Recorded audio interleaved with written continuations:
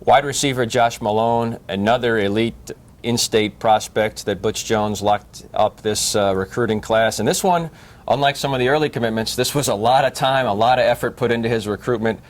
He did make a decision, I believe, in November.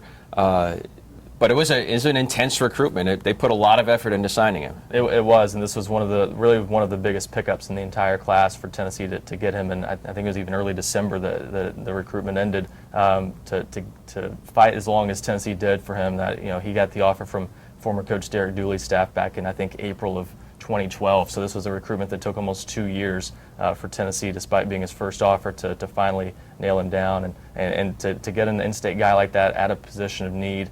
Someone who's likely to come in and have a chance to play, and certainly even possibly could start as a true freshman.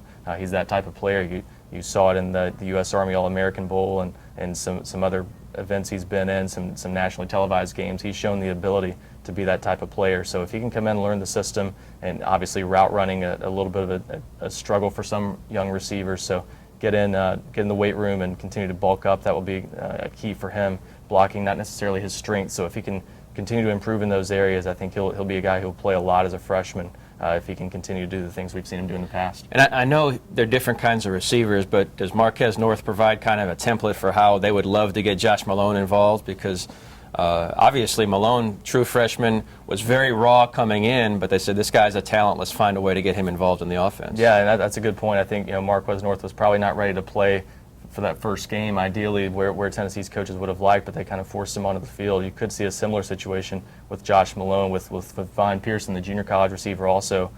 You certainly could envision Tennessee having a top three of those guys at wide receiver, Pearson, Malone, and North, and Tennessee would like for that to be a reality if those guys are ready to play. So certainly a lot of competition at receiver with those guys added to the mix this spring, and Malone's a guy who definitely can make a big impact early on.